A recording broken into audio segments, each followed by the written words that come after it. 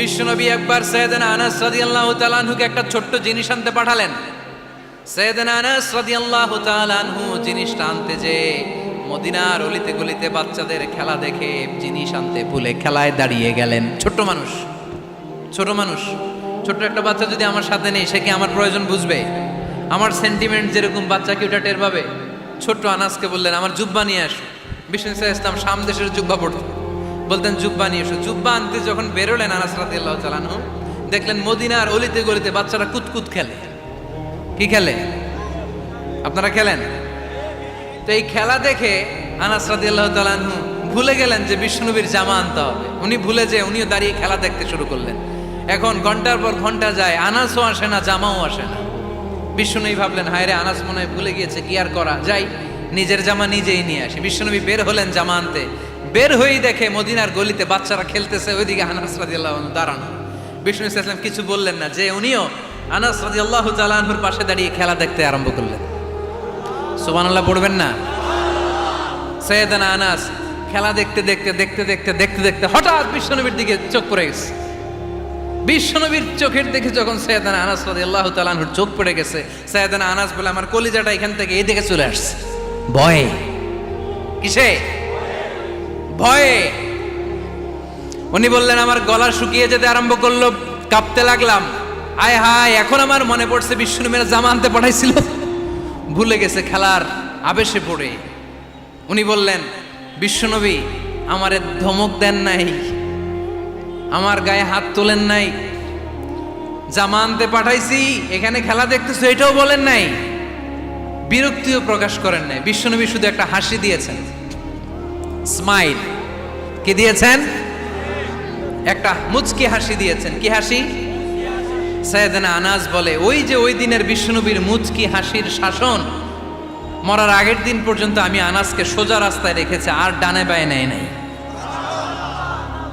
শাসন করতে জানলে লাঠি লাগে না, শাসন করতে জানলে ধমক লাগে না, শাসন করতে জানলে পিট্টি দেয়া লাগে না। মুচকি হাসি দিয়েও শাসন করা যায় কি যায় না? সাইয়েদনা আনাস বললেন, কোনোদিন মারে নাই, কোনোদিন ধমক দেয় নাই, সব সময় আমাকে আদর করেছে। চিল্লায় পড়েন সুবহানাল্লাহ।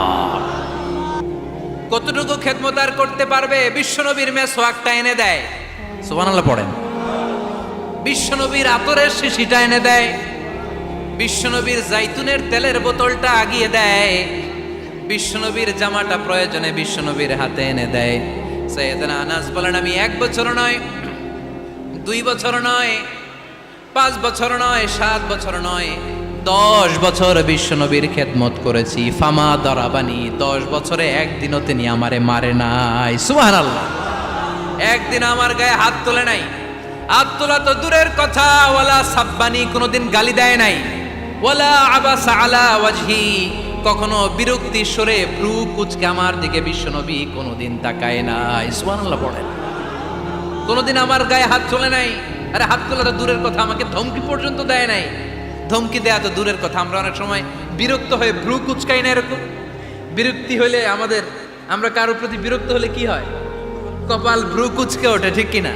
সাইয়েদনা আনাস বললেন, কোনোদিন মারে নাই। খাদেম বলতেছে, খাদেম, বড় সাহেবের রিপোর্ট কার থেকে নিতে হয়? হয় খাদেম, নয় দারোয়ান, নয় ঘরের কাজের মেয়ে, তা না হলে ড্রাইভার। বিশ্বনবীর খাদেম বিশ্বনবীর ব্যাপারে কি কমেন্ট করছে? মা সাব্বানি ওয়ালা জারাবানি ওয়ালা আবাসা ফি ওয়াজহি, এই 10 বছরের খেদমতের জিন্দেগিতে কোনোদিন বিশ্বনবী আমারে মারে নাই, গায়ে হাত তোলে নাই। আরে হাত তোলা তো দূরের কথা, একটা ধমকও দেয় নাই। আরে ধমক দেয়া তো দূরের কথা, বিরক্তির সুরে ভ্রু কুচকে আমার দিকে কখনো তিনি তাকায় নাই। চিল্লায় বলো সুবহানাল্লাহ। আর আজকে মাইক পেলে মানবতা,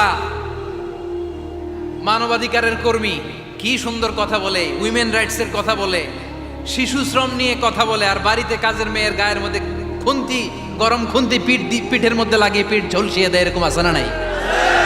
পত্রপত্রিকায় প্রায় দেখা যায় যে কাজের মেয়েদেরকে কি অত্যাচার করে, খুন্তি গরম করে করে চামড়ার মধ্যে লাগিয়ে স্কিন ঝলসে ফেলেছে, গ্রিলের মধ্যে বেঁধে রেখেছে, সময় মতো খাবার দেয় নাই, পিটিয়ে মাথার চুল কামিয়ে মাথা ন্যাড়া করে দিয়েছে, এরকম আছে না নাই? এরা মানবাধিকারের ঠিকাদার, এরা মানবাধিকারের কথা বলে। আর বিশ্বনবী সাল্লাল্লাহু আলাইহি ওয়াসাল্লামের খাদেম বিশ্বনবীর ব্যাপারে বলেছে, কোনোদিন মায়ের তো দূরের কথা, হাত তোলা তো দূরের কথা, আরে ধমক দেওয়া তো দূরের কথা, বিরক্তির চেহারা নিয়েও কোনোদিন বিশ্বনবী আমার দিকে তাকায় নাই, চিল্লায় পড়েন সুবহানাল্লাহ। এজন্য সব সময় বিষ্ণু ঈসা ইসলাম শ্রমিকদেরকে ভালোবাসতেন। শ্রমে কোনো লজ্জা নাই, লজ্জা হচ্ছে অলসতায়। আজ থেকে এই মাহফিল, এই এত বড় আয়োজন, এত বড় গ্যাদারিং তখনই সার্থক হবে যখন আমরা এই সিদ্ধান্তে আসতে পারবো যে আমরা অলস সময় কাটাবো না, আমরা আমাদের এই সময়গুলোকে প্রোডাক্টিভ ওয়েতে কাজে লাগাবো, কোনো না কোনো কাজের সাথে জড়িত হব। Never under estimate any job, whether it's big or small, বড় হোক বা ছোট হোক, কোনো কাজকে আমরা ছোট করে দেখবো না। যে কোনো কাজ করো না ভাই, যে কোনো কাজ করো তা যেন হয় সবার চেয়ে সবচেয়ে সুন্দর। আমাদের অবসর সময়গুলোকে কাজে লাগানোর দরকার আছে না নাই? আমরা নিজেদেরকে কর্মঠ করে, কর্মজীবী হিসেবে, শ্রমজীবী হিসেবে নিজেদেরকে প্রতিষ্ঠিত করতে চাই। রাজি আছো মুসলমান? লক্ষ্মীপুরের যুবক ছেলেরা আওয়াজ করে বলো, পারা যাবে? লজ্জা কিসে? লজ্জা কিসে? অনেকে টাঙ্কি মারে, এদিক সেদিক ঘুরে আর বলে আমার আব্বা চেয়ারম্যান। আরে তোর আব্বা চেয়ারম্যান, তুই কি? আমার আব্বা MP, member of the parliament. আরে তোর বাবা এমপি, এটা তো তার গৌরব, তোর কি আছে সেটা বল। এজন্য নিজের পায়ে দাঁড়াবো। অলসতার সাথে আমাদের কোনো সম্পর্ক। আজকের এই মাহফিল থেকে আমরা অলসতা, অকর্মণ্যতাকে নো বলে দিলাম। অলসতাকে আমরা কি বললাম? আরো জোরে বলতে হবে, অলসতাকে কি বলবো? আর সব সময় কর্মঠ থাকবো, এনার্জেটিক থাকবো, নিজের পায়ে দাঁড়াবো, আইডিয়া জেনারেট করব, এন্টারপ্রেনার হওয়ার চেষ্টা করব, নতুন নতুন উদ্যোক্তা হওয়ার মাধ্যমে আমরা আমাদের নিজেদের ভাগ্য পরিবর্তনের চেষ্টা করব। কারণ আল্লাহ বলেছেন, ইন্নাল্লাহা লা ইউগাইয়িরু মা বিকাওমিন হাত্তা ইউগাইয়িরু মা বিআনফুসিহিম। আল্লাহ তাআলা ততক্ষণ পর্যন্ত কোনো জাতির ভাগ্যের চাকার পরিবর্তন করে না যতক্ষণ পর্যন্ত ওই জাতি নিজে নিজের ভাগ্যের চাকার পরিবর্তন করতে না চায়। চিল্লা এখন ঠিক কিনা? লাকাদ খালাকনা, একটা বাবার স্পার্মের মধ্যে 2 কোটি যদি শুক্রাণু না থাকে, সেখান থেকে সন্তান হয় না। তার মানে এই 2 কোটি শুক্রাণুর মধ্য থেকে আপনি একজন সফল মানুষ, যিনি বাকি 2 কোটির মধ্য থেকে সব শুক্রাণুগুলোকে হারিয়ে আপনি সফল হতে পেরেছেন। সেখান থেকে দুনিয়ার বুকে আপনি যখন এসেছেন, আপনাকে সংগ্রাম করে আসতে হয়েছে। যারা সিজারের মাধ্যমে পৃথিবীতে আসে তাদের এই সংগ্রামটা থাকে না, কিন্তু যারা নর্মাল প্রসেসে পৃথিবীতে আসে তাদের প্রচন্ড সংগ্রাম করে, প্রচন্ড চাপা খেয়ে পৃথিবীতে আসতে হয়, ঠিক কিনা? কারণ আমাদের সাইজ ছিল অনেক বড়, আমাদের মায়ের যে অঙ্গটা দিয়ে আমরা পৃথিবীতে আসব ওই জায়গাটা ছিল খুবই সরু। আমাকে সংগ্রাম করে, আমাকে যুদ্ধ করে, আমার নিজের অস্তিত্বের প্রমাণ দিয়ে চিৎকার মেরে এই পৃথিবীতে আসতে হয়েছে। চিল্লায় বলো ঠিক কিনা? এজন্য এই পৃথিবীর বুকে আমরা যতদিন থাকবো সংগ্রাম করে বাঁচতে হবে, ঠিক কিনা? পরিশ্রমে লজ্জা আছে? লজ্জা কিসে? মনে থাকবে লক্ষ্মীপুরের ছেলেরা, যে আয়াত দিয়ে শুরু করেছি সে আয়াত দিয়ে শেষ করছি। যখন সালাতের সময় হয় মসজিদে যাব, আর সালাত যখন শেষ হয় তখন মসজিদের বাইরে আমরা কাজে নেমে পড়বো। রাজি আছি তো? ফাইদা কুদিয়াতিস সালাতু ফান্তাশিরু ফিল আরদি ওয়াবতাগু মিন ফাদলিল্লাহ ওয়া যিকুরুল্লাহা কাসীরান লাআল্লাকুম তুফলিহুন। যখন তোমাদের সালাত শেষ হয়ে যায় তখন তোমরা কর্মস্থলে ছড়িয়ে পড়ো, আল্লাহর রিজিক তালাশ করো, তাহলে তোমাদেরকে সফল বানাবে কে? সম্মানিত ভাইয়েরা, সমস্ত আম্বিয়া আলাইহিমুস সালাম ওনারা কর্মঠ ছিলেন। সাইয়েদনা আদম আলাইহিস সালাম নিজ হাতে চারা গাছ রোপণ করে চাষাবাদের কাজ করেছেন, সুবহানাল্লাহ পড়েন। সাইয়েদনা ইব্রাহিম আলাইহিস সালাম চাষাবাদের কাজ করেছেন। সাইয়েদনা দাউদ আলাইহিস সালাম নিজ হাতে যুদ্ধের জন্য যে পোশাক পরতে হয়, যেটা পরলে গায়ের মধ্যে ছুরি মারলেও ঢুকে না, ওই শিরস্ত্রাণ বানিয়েছেন, নিজ হাতে তলোয়ার বানিয়েছেন, সুবহানাল্লাহ পড়েন। সাইয়েদনা মূসা আলাইহিস সালাম ছাগল চড়িয়েছেন। সাইয়েদনা মূসা আলাইহিস সালামের মেজাজ নরম না গরম? নবীদের মধ্যে সবচেয়ে বেশি মেজাজওয়ালা নবী ছিলেন মূসা আলাইহিস সালাম। উনিও 8 থেকে 10 বছর সাইয়েদনা শুআয়ব আলাইহিস সালামের এরিয়াতে ছাগল চড়িয়েছেন। চিল্লায় বলেন সুবহানাল্লাহ। এজন্য নবীরা যেহেতু কাজ করেছেন, কর্মঠ ছিলেন, আমরাও কর্মঠ হব, ঠিক কিনা? সাহাবারাও কর্মঠ ছিলেন, বিশ্বনবীর সাহাবারাও ব্যবসা করতেন। সাইয়েদনা আবু বকরের বিশাল ব্যবসা প্রতিষ্ঠান ছিল, সুবহানাল্লাহ পড়েন। আপনারা হজ উমরা করেছেন কে কে দেখি? করছেন? মাশাআল্লাহ। যারা করে নাই আল্লাহ তাদেরকেও আল্লাহর ঘর জিয়ারতের তুমি নসিব করো। বিশ্বনবীর মাকবরার সামনে দাঁড়িয়ে আমরা যেন সালাম পেশ করতে পারি, তুমি নসিব করো। বাইতুল্লাহ শরীফে এবং মসজিদ নববীতে আমরা যেন সালাত আদায় করতে পারি, আল্লাহ তুমি নসিব করো। সাইয়েদনা আবু বকর রাদিয়াল্লাহু তাআলা আনহুর ব্যবসা প্রতিষ্ঠান ছিল মক্কার কাবা ঘরের পাশেই। উনার ব্যবসা প্রতিষ্ঠানগুলো যেখানে ছিল ঠিক ওইখানে সৌদি সরকার এখন শপিং মল বানিয়ে দিয়েছে, মাতজার আবু বকর। মক্কা শহরের যেখানে বহিরাগতরা এসে ওখানে ছাগল, ওখানে ঘোড়া, উট এগুলো রাখতো, আস্তাবল রাখতো, ঘোড়া আর উট যেখানে রাখা হতো ঠিক ওই জায়গায় সৌদি সরকার ওটার পার্কিং লট বানায় দিচ্ছে। মানে যেখানে আগে সাহাবাদের ব্যবসার জায়গা ওইখানে বর্তমানে শপিং মল। যেখানে আগের সময়কাল সাহাবারা উট আর ঘোড়া রেখে বাঁধতো ওইখানে এখন গাড়ি ঘোড়া রাখার ব্যবস্থা করা হয়েছে। সাইয়েদনা আবু বকর অনেক বড় ব্যবসায়ী ছিলেন। ওনার নিজ টাকা দিয়ে হাবাসা থেকে আসা সাইয়েদনা বেলালকে তিনি 20,000 স্বর্ণ মুদ্রা দিয়ে উমাইয়া ইবনে খালাফের কবল থেকে তিনি মুক্ত করেছেন। সাইয়েদনা উসমান যুন্নুরাইন বড় ব্যবসায়ী ছিলেন। নিজের টাকা দিয়ে মদিনার মুসলমানেরা পানি খেতে পারে না, বীরে রুমা নামে একটা কুয়া ছিল, এই কুয়ার মালিক ছিল ইহুদি। মুসলমানেরা পানি খেতে গেলে এসে বকা দিত, পানি খেতে দিত না। বিশ্বনবী বললেন, আমার সাহাবীদের মধ্যে এমন কি কেউ নাই নিজের অর্থায়নে বীরে রুমা কিনে মুসলমানদেরকে দিয়ে দিবে? সাইয়েদনা উসমান যুন্নুরাইন বলল, ইয়া রাসূলুল্লাহ, আপনার খেদমতে আমি হাজির। মুহূর্তের মধ্যে সাইয়েদনা উসমান যুন্নুরাইন নিজের অর্থায়নে বীরে রুমাটা কিনে মুসলমানদের জন্য সদকা করে দিয়েছে। তো ব্যবসা না করলে, কর্মঠ না হলে, উপার্জন না হলে সদকা করা যাবে? চিল্লায় বলেন, করা যাবে? সুনানে তিরমিজির বর্ণনা, বিষ্ণু ঈসা ইসলাম মক্কা থেকে যত সাহাবারা হিজরত করে মদিনায় এসেছে, মদিনাতে কোনো না কোনো সাহাবার সাথে বিশ্বনবী ভ্রাতৃত্বের বন্ধনে আবদ্ধ করে দিয়েছে। সুবহানাল্লাহ পড়েন। এজন্য মক্কা থেকে যারা এসেছে এদেরকে বলে মুহাজির। এদেরকে কি বলে? আর মদিনায় যারা ছিল এদেরকে বলে আনসার। এদেরকে কি বলে?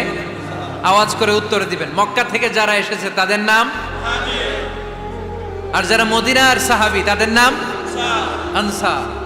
আজকে এই মাহফিলে লক্ষ্মীপুর এর বাইরে থেকে কারা কারা আসছেন দেখি?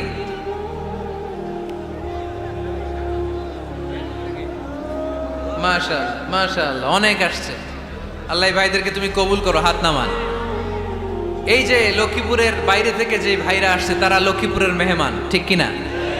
মক্কা থেকে হিজরত করে যে সমস্ত সাহাবারা এসেছিল তারা ছিল মদিনার মেহমান। বিশ্বনবী এক এক মক্কার সাহাবীকে মদিনার এক এক সাহাবীর সাথে ভ্রাতৃত্বের বন্ধনে আবদ্ধ করে দিলেন। আব্দুর রহমান ইবনে আউফ রাদিয়াল্লাহু তাআলা আনহু, ওনার সাথে ভ্রাতৃত্বের বন্ধনে যে সাহাবীকে বিশ্বনবী আবদ্ধ করে দিলেন ওনার নাম হচ্ছে সাদ ইবনে রাবিয়া। কি নাম? মদিনার অনেক বড় ব্যবসায়ী। বিশ্বনবী বললেন, ও আব্দুর রহমান ইবনে আউফ,